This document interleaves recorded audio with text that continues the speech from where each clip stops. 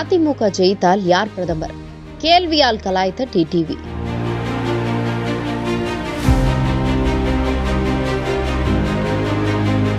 நாடாளுமன்ற தேர்தலில் அதிமுக வெற்றி பெற்றால் யாரை பிரதமராக்குவார்கள்?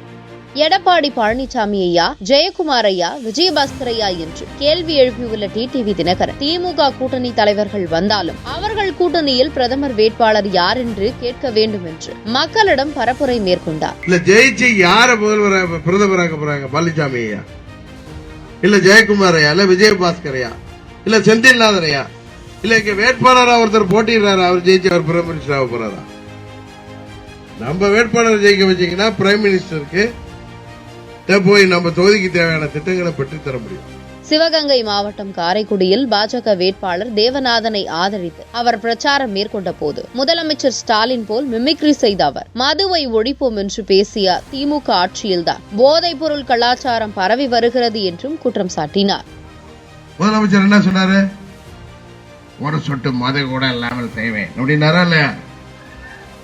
ஏதோ தஞ்சாவூர்காரரு டிக்கெட் இல்லாம ட்ரெயின்ல ஏறி வந்த குடும்பம் இன்னைக்கு ஏதோ திருத்திட்டாங்க போல இருக்கு. நானும் நினைச்சேன் மதுவெல்லாம் குடிக்காதீங்க, அதை விட பெஸ்ட் சரக்கு தர்ற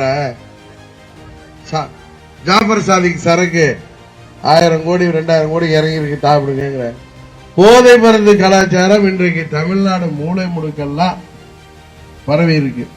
குறிப்பா இளைஞர்களை குறி வச்சு போதை மருந்து வியாபாரம் நடைபெறுதுன்னு அன்னைக்கு பிரதமர் மோடி சென்னையில வந்திருந்தப்ப வருத்தப்பட்டு சொன்னார், ஆளுங்கட்சி துறையோட போதை மருந்து வியாபாரம் நடக்குதுன்னு.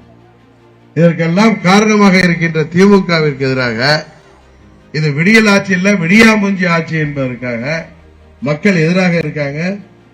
தேசிய ஜனநாயக கட்சிக்கு மோடி அவர்கள் மீண்டும் பிரதமராக வர வாக்களிக்க இருக்காங்கிறதுக்காக அந்த ஓட்டை எல்லாம் பிரிக்கணும்னு திரு ஸ்டாலின் அவர்கள் பாஷையில சொல்லணும்னா திமுகவும் அதிமுகவும் இன்றைக்கு கள்ள கூட்டணி வைத்திருக்காங்க.